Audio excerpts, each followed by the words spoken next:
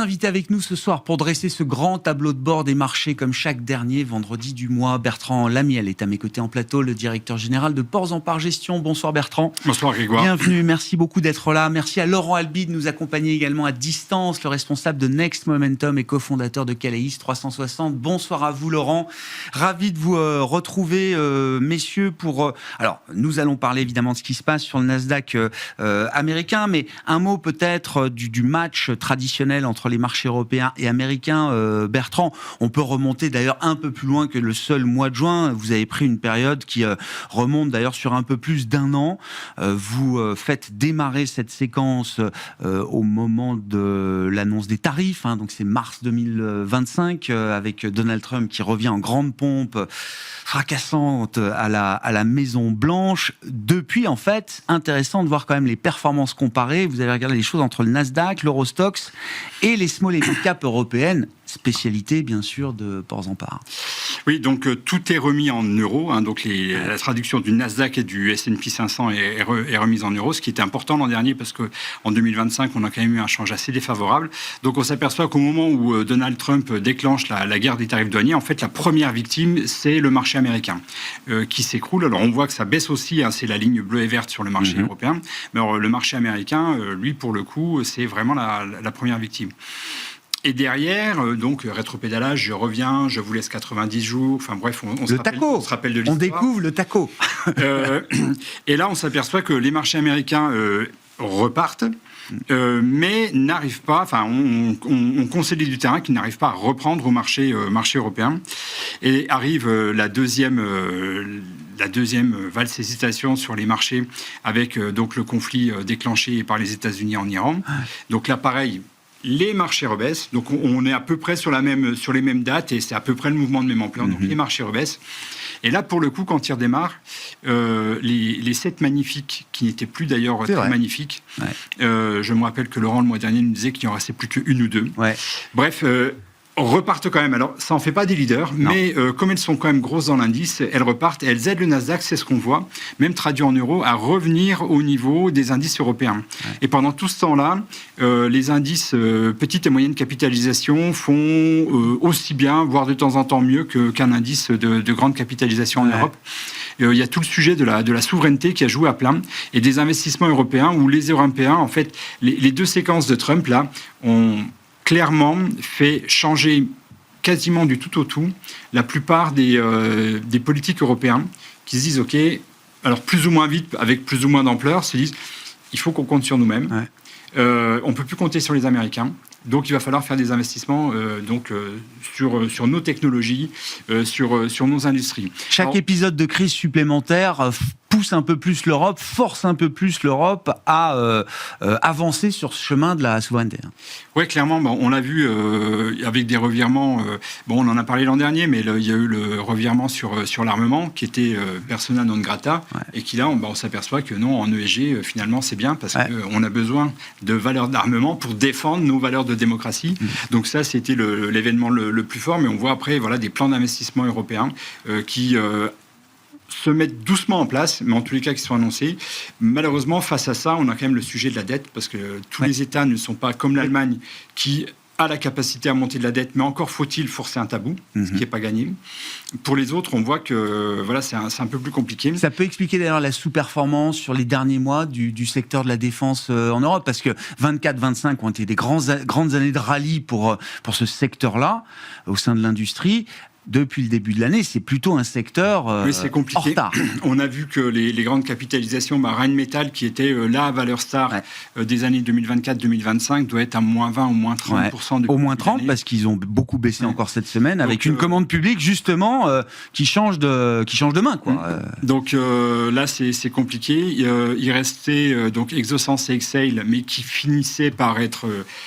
tiré par la gravité. Là, on a une nouvelle sur Exail avec... potentiellement... C'est le bon moment pour un deal, du coup, peut-être. Une offre de Safran, oui, sachant qu'Exail était empêtré dans une histoire pour faire sortir un fonds qui a son capital. Enfin bref, donc il y avait un enjeu financier, qui malheureusement promettait de durer jusqu'à fin d'année pour pouvoir c'est clair. Donc ça, déjà, ça a mis une chape de plomb sur Exail. Bon, et là, oui, on l'a vu à 160, Exail, effectivement. Donc elle est quand même en dessous, très nettement en dessous de ses sommets. Et là, il y a peut-être un deal qui est en train de se dessiner avec Safran, ce qui serait a priori assez synergique. Oui. Et qui va dans l'idée quand même de préserver la technologie, non seulement sur le sol européen, mais avec des capitaux européens. Oui, parce que clairement, c'est une pépite technologique. C'est une véritable boîte d'ingénieurs. Donc, on connaît Exail sur le côté des drones marins, mais il y a aussi les centrales à inertie, les centrales inertielles en fait qui permettent de se repérer sans avoir de GPS. Donc là franchement c'est quelque chose de très pointu. Sur l'Europe, commençons par l'Europe, Laurent, puisque en plus vous le dites, vous l'écrivez, quand on regarde un indice comme l'Eurostoxx 50, la dynamique est intacte. Peut-être que ce message-là est différent quand on parlera du Nasdaq, mais sur l'Europe, l'Eurostoxx affiche une dynamique intacte. Oui, absolument. On est dans un canal haussier de long terme, puisque l'Eurostoxx 50, depuis le point bas d'octobre 2022, est dans un trend qui est clairement positif, et il vient d'inscrire des nouveaux records absolus. Donc j'ai envie de dire, tout va bien. C'est vrai qu'on ne parle pas beaucoup de l'Eurostoxx, en tout cas l'intelligence artificielle étouffe tous les autres narratifs. C'est la séquence du moment, mais il faut quand même reconnaître que l'Eurostoxx, il est dans une très belle dynamique. Alors, je pense que on pourrait avoir peut-être d'un point de vue tactique une respiration peut-être dans les prochaines semaines sur un niveau de polarité qui est à 6080 points, c'est-à-dire l'ancien sommet du mois de février. Mais je pense que c'est un point d'achat et qu'on est dans une tendance qui, pour le moment, ne donne pas de signes particuliers de fatigue. Donc je trouve que c'est intéressant de le rappeler parce que c'est évident que le trade qu'il fallait faire, c'était celui des semis et du Nasdaq à partir du 31 mars. On a peut-être un petit peu oublié l'Europe et je pense qu'on a encore des atouts à mettre en avant, d'autant plus que je pense que cette deuxième partie d'année, même si cette révolution intelligence artificielle est loin d'être terminée et je fais partie de ceux qui y croient totalement. Je pense néanmoins que du point de vue de l'investisseur et de l'allocation d'actifs et de la diversification, ça ne serait pas complètement idiot de réallouer un petit peu ces fonds en repondérant peut-être un petit peu plus l'Europe. C'est la prolongation d'un message que vous esquissiez déjà le mois dernier, Laurent, si je me souviens bien.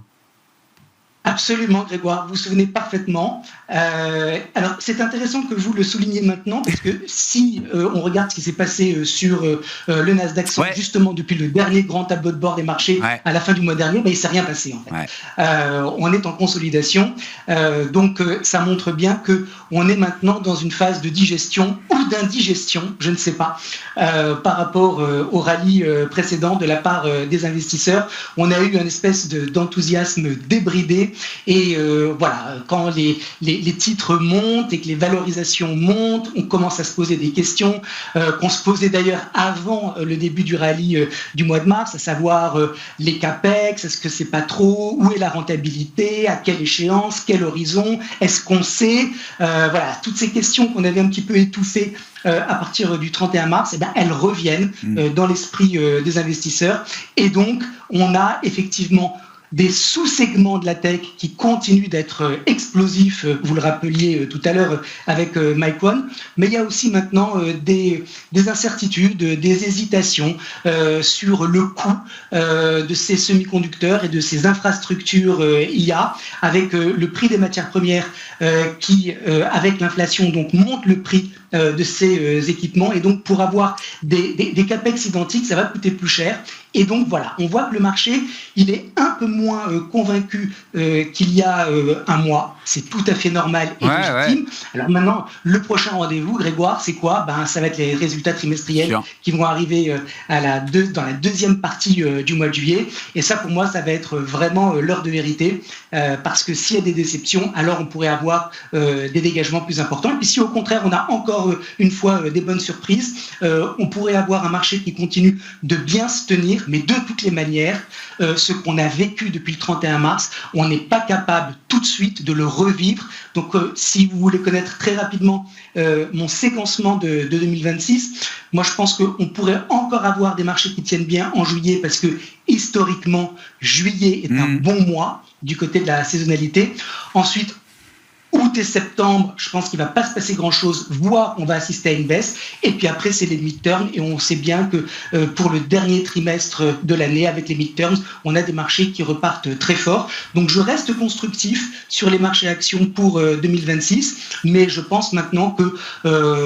voilà, lever le pied et prendre des bénéfices n'est peut-être pas une stratégie complètement idiote. Organiser une rotation dans les portefeuilles, aller chercher un peu de diversification en dehors de des seules grandes valeurs technologiques américaines et pas que, parce qu'on retrouve énormément de concentration en Asie également sur ce thème-là, avec une poignée de valeurs là aussi qui font la performance des indices asiatiques. Comment vous regardez le marché américain, Bertrand, chez Portzamparc Gestion? Est-ce que on a l'impression qu'on est de plus en plus sans filet, c'est-à-dire qu'à part la tech, les semi-conducteurs, et dans les semi-conducteurs, la partie mémoire, c'est beaucoup moins Nvidia qui drive le marché qu'une boîte comme Micron. Alors il y en a d'autres après, SanDisk, etc. Enfin voilà, chaque mois on découvre, on redécouvre d'ailleurs des nouveaux noms, parce que c'est des noms qu'on connaît depuis longtemps, SanDisk notamment, ou Nokia en Europe, mais c'est vrai qu'on les voit repartir de manière spectaculaire à la faveur de ce marché qui chasse comme ça les poches d'étranglement aussi de l'industrie des semi-conducteurs. Dans le tableau que vous nous apportez là, à part la techno sur le marché américain, il n'y a pas grand-chose qui reste foncièrement bullish. Là, j'ai mis les 6 premiers secteurs américains dans l'ordre décroissant. Donc la technologie qui représente 35% du secteur du S&P. Donc on le voit, c'est le seul qui est haussier, même si on était un petit peu secoué. Parce que là, dans la technologie, on a tout. On a aussi les logiciels. D'accord. Donc c'est beaucoup moins bullish. C'est pas juste le hardware, c'est pas le SOX. Que si c'était l'indice de Philadelphia Semiconductor. Finance, c'est compliqué, on le voit. Enfin, consommation, même communication, dans lequel on va retrouver Meta et Google. On voit que ça marche pas. On est sous les 200 baissières. En fait, le seul, et pareil, il faut accepter de se faire chahuter, c'est l'industrie. Donc, ou pareil, dans l'industrie, on va retrouver un peu les mêmes thématiques qu'en Europe, c'est-à-dire globalement dans ceux qui fonctionnaient bien. Donc, il y avait le côté aviation, mais ça s'est calmé, comme on l'a vu sur Safran, comme on l'a vu sur Airbus. Et ce qui reste, c'est tout ce qui tourne autour de l'énergie. Donc, des sociétés qui vont être contributeurs à... quelle que soit où qu'elle soit dans l'échelle de valeur ajoutée, mais à la mise en place soit des data centers, soit des centres de production d'électricité pour les data centers. Mais ça reste la même thématique, quoi. Ça reste la même thématique. Quand on se retrouve dans ce genre de situation, c'est toujours un peu la même question. Est-ce que ça veut dire que tous ces secteurs, finance, communication, conso, discrétionnaire, santé, sont autant de réservoirs potentiels pour voir la hausse s'élargir, ou est-ce que c'est quand même le risque d'une fragilisation importante du marché, avec l'idée effectivement qu'on tient plus qu'à un fil, quoi. Là, c'est une vision en relatif S&P 500. Donc, on peut continuer. Donc, la finance marche moins bien que le S&P. Pour autant, il y a des dossiers qui... Donc, on est vraiment dans une affaire de stock picking. Donc, le côté sectoriel, acheter un ETF sectoriel, en fait, on le voit, ça marche moins bien que le S&P. Qui lui-même, on l'a vu tout à l'heure, était le plus mauvais des 4 indices que je proposais dans le match Europe-US. Donc, on regarde et franchement, on ne voit rien arriver. En termes sectoriels, il y a des histoires individuelles, mais c'est vraiment des histoires individuelles. Et donc, du coup, comme c'est des histoires individuelles, il faut vraiment qu'il y ait un côté où la boîte est en train de sortir d'une période de consolidation avec un nouveau narratif à apporter au marché, avec une restructuration, avec des choses de ce style-là, parce que sinon, on sait que ça va être fragile. Donc, on est dans cette situation-là, et qui plus est, avec un sujet alors, ça se voit pas sur la volatilité, parce que la volatilité, sauf erreur, on doit être encore en dessous de 20. Non, on est remonté à 20 là sur le VIX. On est remonté à 20 aujourd'hui. Il n'y a pas un gros niveau de volatilité. Non, ça montre d'ailleurs que les gens ou que les investisseurs sont couverts, sont prudents, sont pas dans une exubérance totale, irrationnelle, pour citer Alan Greenspan. À 20 sur le VIX, on n'est pas dans l'optimisme le plus débridé non plus. Par contre, Il suffit de 2 claquements de doigts pour se retrouver à 36. Ouais. D'autant plus qu'en fait, le sujet quand même qu'on a eu sur la tech, c'est que le 5 juin, l'indice des semi-conducteurs a perdu 10% dans la journée. Il faut remonter très loin pour avoir ce type de comportement. Et en fait, on est vraiment dans le sujet du Six Sigma. Enfin bref, c'est un truc hyper rare. Donc on ne peut pas le passer de côté parce que là, pour le coup, ça bouge avec des gros capitaux. Et en fait, on se rend compte que les investisseurs américains, donc les institutionnels, mais également les particuliers, travaillent le marché de plus en plus avec de l'effet de levier. À la hausse. Des ETF leveragés. Et on a des ETF single stock leveragés. Exactement. Et donc, du coup, forcément, quand tout va bien, ça monte, il n'y a pas de volatilité. Au moment où il y a un petit choc, tous ceux qui commencent à sortir créent la sortie des autres, font des appels de marge, parce qu'en fait, les choses vont très vite. On est sur des dossiers, on a fréquemment des dossiers qui ont des volatilités de 60 dans la tech, ce qui est à dire à peu près 3 fois plus élevé que le marché dans son ensemble. Le marché dans son ensemble. Donc il faut bien voir que quand il bouge 3 fois plus vite. Donc là où le marché fait des journées entre plus 1,5, moins 1,5, là on se retrouve sur du plus 4,5, moins 4,5. Mettez du levier là-dessus, vous vous retrouvez vite dans la journée avec du plus 10, plus 15, moins... Votre carrière de trader s'arrête tout de suite, quoi. Émotionnellement, c'est très compliqué. Oui. Et si ce n'est pas vos émotions qui vous arrêtent, c'est les appels de marge. Et ça, c'est pour vous, c'est quand même la partie comportementale, la partie leverage, retail, qui est peut-être le risque le plus important aujourd'hui dans ces marchés, parce que le SOX a perdu 10%, le Kospi a perdu 10% aussi sur une séance il y a quelques jours. Il les a gagnés 3 jours après. Donc au milieu de ça, c'est compliqué parce que là, pour le coup, on est vraiment sur un marché qui joue avec nos émotions. Donc quand on regarde des dossiers comme Micron, comme Seagate, qui ont connu des performances de dingue, nous, on a commencé à acheter du Seagate du côté des 150 ou 200, elle vaut 1000. Bon... là, il y a quand même le risk management qui entre en jeu. Quand on a fait x10 sur une valeur, clairement. Là... Alors, comme les signaux sont... Donc, nous, on a un système de ranking qui tourne tous les jours, donc qui nous donne le truc. Par contre, on sait que, voilà, on a un éloignement... Enfin, on porte un risque. Et donc, pour le coup, on le gère via la pondération. Sur les stocks... Donc, on est obligé d'alléger en permanence ces positions. C'est ça, Bertrand. Parce qu'on sait que quand ça se retourne... quand ça se retourne, quand il y a une normalisation, c'est-à-dire qu'il y a un choc, comme on a eu là sur le SOX, moins 10, moins 15, c'est possible dans la journée. Et donc, on ne peut pas se permettre de perdre trop. Donc, du coup, on va limiter nos pondérations, et dès qu'on arrive, que la dérive nous a amené du côté des 5, 6, 7%, on écrète. On prend régulièrement, on revient un peu plus bas, parce que ce genre de journée, il faut qu'on soit capable de les gérer.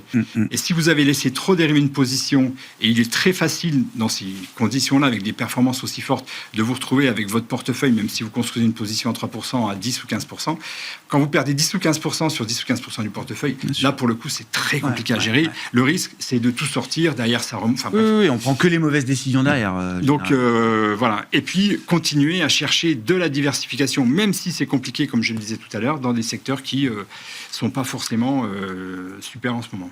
On va en parler de la diversification et des secteurs pas super qui peuvent peut-être demain redevenir super. Laurent, quel est le regard que vous portez sur effectivement l'investissement des particuliers avec des produits de plus en plus leveragés, encore une fois des ETF single stock sur une seule valeur leveragée, ça rentre aujourd'hui dans la boîte à outils de l'investisseur particulier en Asie, aux États-Unis. Et quels sont un peu les marqueurs d'exubérance là que vous suivez, Laurent? Alors, je regarde surtout en ce moment le ratio de force relative entre le S&P équipondéré et le Nasdaq 100. Pourquoi ?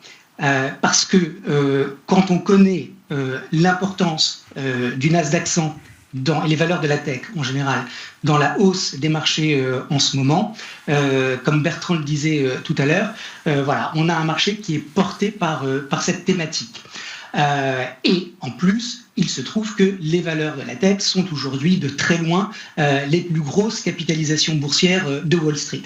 Alors, quand on voit un ratio de force relative qui commence à montrer que le S&P équipondéré est peut-être en train d'arrêter sa sous-performance et peut-être également en train de repartir à la hausse, pour moi, c'est un signal, c'est un avertissement que quelque chose est peut-être en train de changer. Si on regarde ce qui s'est passé en octobre de l'année dernière, on voit une surperformance très nette du S&P équipondéré face au Nasdaq 100. Alors, vous pourriez me dire, en fait, c'est assez positif parce que ça veut dire qu'il y a de la rotation sectorielle et que les flux se réorientent vers d'autres secteurs et que le rallye peut se poursuivre. Le problème, c'est qu'on a aujourd'hui un bloc moteur qui est le Nasdaq 100 et que si le S&P équipondéré le surperforme, je ne vois pas comment on pourrait avoir un S&P qui continue de progresser si effectivement le Nasdaq s'arrête de le faire. Et d'ailleurs, quand on regarde le ratio de force relative entre octobre et le début de cette année qui était haussier, qu'est-ce qui s'est passé sur le Nasdaq 100 ? Il a consolidé. Bien sûr. Et qu'est-ce qu'a fait le S&P ? Il a consolidé. Ouais.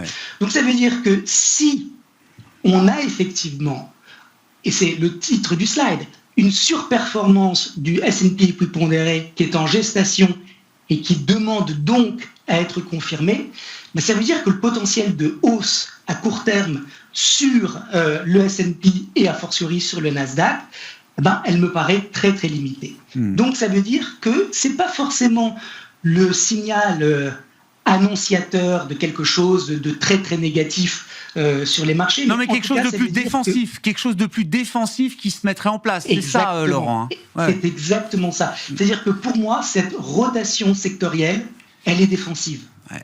Et donc, encore une fois, si vraiment elle se met en place, ça veut dire que on n'a pas beaucoup de chance, en tout cas c'est mon analyse, de voir les indices actions aux États-Unis continuer de progresser de manière significative. Et donc ça nous remet au rendez-vous des midterms, parce que je pense qu'on peut avoir maintenant un espèce de passage à vide, c'est-à-dire grosso modo un moment, une séquence où ça ne sera pas très intéressant sur les marchés américains. Il peut tout à fait y avoir une séquence de consolidation sans pour autant qu'il y ait beaucoup de volatilité, parce que je pense que, encore une fois, je reste constructif sur 2026, donc je ne joue pas du tout les Cassandres, mais je pense que on voit bien du côté de l'appétit pour le risque que c'est quelque chose qui est en train de se tarir. Et je vous avais d'ailleurs amené un autre graphique qui va dans le même sens. L'idée, c'est de comparer effectivement la classe d'actifs crédits le plus risqué, le high yield, par rapport au marché actions, en prenant la référence américaine du S&P 500. Exactement. Et là, on voit qu'il y a une divergence baissière qui est importante. Alors, dans toutes les classes d'actifs, il y a des actifs qui sont défensifs et d'autres qui sont considérés comme risqués. Donc, sur la partie obligataire, le high yield est la partie qui est risquée. Et donc, logiquement, elle se comporte comme les actions. C'est-à-dire que quand on a confiance dans le cycle économique, on va prêter de l'argent à ces entreprises qui sont jugées risquées. Et puis quand on commence effectivement à sentir que le vent tourne, on réduit la voilure et on procède à des dégagements. Et donc cette divergence que vous voyez à droite entre le S&P qui continue de progresser et le high yield qui n'arrive plus à le faire, pour moi, c'est encore une fois un petit signal qui montre que on est en train d'assister à une dégradation sur les marchés. Encore une fois, une dégradation qui devrait a priori fournir aux investisseurs des points d'entrée beaucoup plus intéressants dans les semaines qui arrivent, ou peut-être dans les 2 ou 3 mois qui arrivent. Mais si on essaie de réfléchir de manière tactique, je pense qu'on devrait maintenant a priori plus réfléchir à alléger les positions qui ont gagné, qui ont dégagé beaucoup de gains, plutôt que de continuer de croire que le momentum du 31 mars va continuer. Bertrand, il faut qu'on dise un mot de l'euro-dollar aussi, parce que ça a été la grande histoire de 2025. À la faveur des Américains, on va le dire. Pour un Européen, c'était compliqué, c'était un risque de change important, puisque le dollar a perdu 10% contre euro. Pour un Européen qui investissait en dollars, il fallait intégrer cette baisse de 10% à la performance. Là, on a l'impression qu'on repart en sens inverse, avec ce qu'on appelle le smile du dollar, le sourire du dollar qui ne cesse de s'accentuer. Alors, on a vu le dollar retrouver un peu de valeur refuge au moment de la crise d'Ormuz, le pétrole montait avec le risque géopolitique, le dollar remontait également, se raffermissait également avec le risque géopolitique. Maintenant, on a quand même le signal par le pétrole quand même que ce risque géopolitique s'est considérablement détendu. Le pétrole est revenu d'ailleurs sur ses niveaux d'avant la crise d'Ormuz, quand le dollar, lui, continue de progresser. Il baisse un peu sur la séance, mais on est tombé à 1,1350 sur l'euro-dollar quand même. Donc il faudra voir sur l'euro-dollar, là c'est en fin de semaine.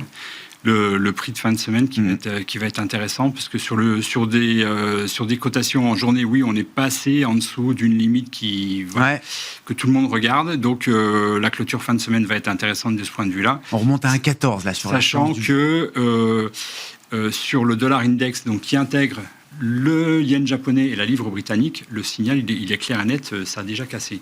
Donc voilà, il faudra surveiller. Ça veut dire ça que pour un investisseur qui va faire ses emplettes aux États-Unis, alors même si j'entends le signal de Laurent, la prudence de Laurent, il y a un petit peu de gain de change à faire probablement. Enfin, on se dirige probablement vers une période qui va être un peu plus sympa pour les investissements qu'on pourrait faire aux États-Unis.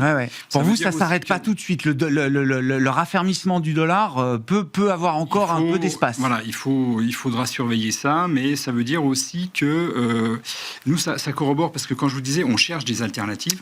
Quand on regarde, donc dans les secteurs, c'est compliqué. Si on voit que le secteur de l'hôtellerie marche bien, aux États-Unis, en Europe, donc c'est vraiment un sous-segment dans les dans le voyage et loisirs, c'est le côté véritablement hôtel qui fonctionne, le reste c'est compliqué. Donc il y a quelque chose, mais encore une fois, là on est sur un sujet de l'art, par définition dans le tourisme, et on s'aperçoit après que quand on regarde les dossiers qui remontent, qui sont peut-être demain intéressants et qui ont longtemps souffert, on va retrouver du Publicis, moitié du chiffre d'affaires des États-Unis, on va retrouver du AB InBev, pareil, c'est une européenne, de l'art. Donc on est en train de regarder, là c'est pas complètement mûr comme raisonnement, mais il semblerait que ces dossiers-là, qu'on voit revenir sur le devant de la scène, alors chacun avec ses histoires, Publicis... Mais le facteur dollar est peut-être en train de remonter un peu. Le facteur dollar est peut-être un facteur commun, donc ça n'a pas forcément marché avec tous, on le voit, Publicis, il y a le sujet, c'était la victime de l'IA, et puis rien ne va se passer. Bon, là, on a vu avec la dernière acquisition qui est bourrée de sens, et nous, on adore le management, donc... Et enfin, on va peut-être lui reconnaître justice, on a un titre qui est en train, qui est une phase de controverse, qui est potentiellement mûr pour repartir. AB InBev, l'histoire était compliquée parce qu'il y avait beaucoup de dettes. Bon, ils ont beaucoup travaillé là-dessus. Et puis là, en fait, ils sont en train de nous raconter une autre histoire. Alors, c'est ténu, mais tout ce qui est bière sans alcool, ça marche bien. Oui. C'est un succès. Visiblement, c'est le secteur en croissance. C'est là où il y a la croissance, parce que sur le reste, c'est une croissance très atone. Donc, il y a peut-être une histoire à raconter autour de ça. Donc, voilà, on est en train de surveiller tous ces dossiers-là. Compliqué de toute façon, l'alimentaire, entre les GLP-1, la désalcoolisation des générations, je ne sais pas comment le dire, le fait que la consommation d'alcool baisse, etc.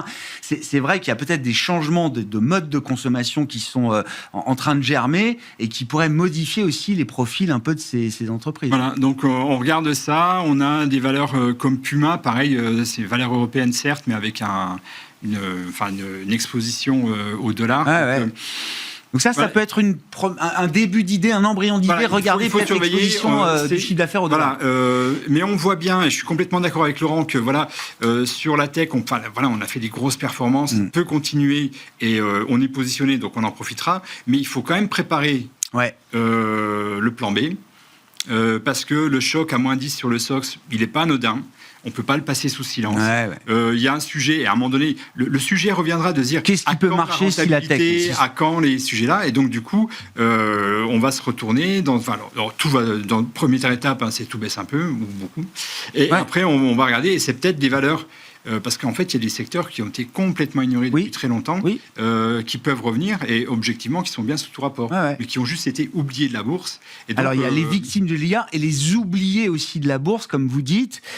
À quoi on fait référence, Bertrand? Et est-ce que c'est des secteurs, effectivement, qui peuvent amortir une secousse sur la tech, voire peut-être même performer dans un moment où la tech, est-ce qu'on trouve encore des histoires de secteurs ou d'entreprises qui soient décorrélé de l'IA? C'est un peu ça la question aujourd'hui. On a l'impression que l'IA hérite tellement de choses qu'une boîte, un équipementier automobile, Valeo, voilà, on peut lui mettre 20% sur une journée parce qu'il a fait un contrat pour un refroidisseur de data center, enfin des histoires comme ça. Caterpillar qui a dû prendre 70-80% parce qu'ils se mettent aussi à fournir un peu d'équipement pour des data centers très en dehors de leur cœur de métier. Mais finalement, dès que l'IA s'approche, boum, la valeur explose. En fait, sur Caterpillar, je suis tombé dans le panneau aussi. Moi, je l'avais laissé avec ses gros engins de chantier. Oui. En fait, ça fait un moment qu'ils sont sur le BESS, enfin sur des batteries conteneurs qu'ils en fournissent. En fait, ça, c'est monté en puissance dans le chiffre d'affaires et les marges avec. D'accord. Mais oui. Donc, on est en train de regarder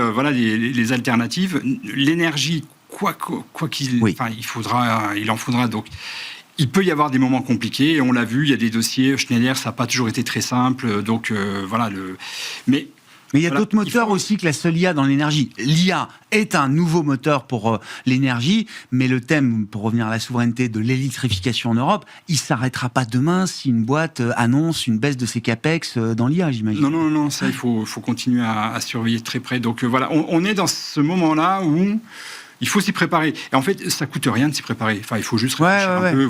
Mais concrètement, c'est dans ces moments-là qu'il faut le faire. Voilà, parce que cette période de ce qu'on appelle de controverse ou des dossiers, ceux que j'ai cités là, dernièrement, les publicistes, la BMBF, qui ont beaucoup baissé, sont en train de repartir. On sait que c'est une période où personne n'est d'accord. Les analystes, il n'y en a pas un qui est d'accord. Donc certains commencent à se dire, oui, mais quand même, c'est pas cher, il faut y retourner, alors que les autres voient encore les problèmes d'inflation, des problèmes de le marché de la pub n'est pas génial. Enfin bref. Donc, c'est des moments où on peut se faire un peu secouer. Et donc, on va surveiller de très près les publications, parce que c'est sur les publications en général, il peut y avoir le déclencheur, où on a plusieurs analystes qui vont dire mais mon Dieu, mais c'était tellement évident. Ouais. Après, je vois dans les... Donc, il ne faut pas avoir peur sur ces moments-là de rentrer, même si le titre est en train de prendre 10 ou 15 dans la journée. C'est juste le démarrage d'une séquence qui peut être un peu plus longue. Après, pour revenir sur les victimes de l'IA, dans les médias, dans les logiciels, j'ai quand même l'impression que des boîtes, on pense à SAP, Capgemini, Publicis, c'est des boîtes qui vont devoir quand même apporter une quantité de preuves pour démontrer qu'elles ne sont pas victimes de l'IA, mais qu'au contraire, elles peuvent en profiter. J'ai l'impression que c'est pas un trimestre de bons résultats, parce que des SAP, des Capgemini continuent d'avoir des bons résultats, mais ça réveille pas les titres pour autant. Oui. J'ai l'impression qu'il va falloir démontrer ça sur des trimestres et des trimestres avant que le marché se dise peut-être oui, en fait, ils vont réussir à en profiter. Clairement, il y aura un sujet sur apporter des preuves qui seront pas... Mais pas juste les discours qui vont compter. Parce qu'en fait, le sujet de la rentabilité, il arrive de l'autre côté, puisqu'il arrive chez elle, c'est-à-dire en fait combien ça vous coûte.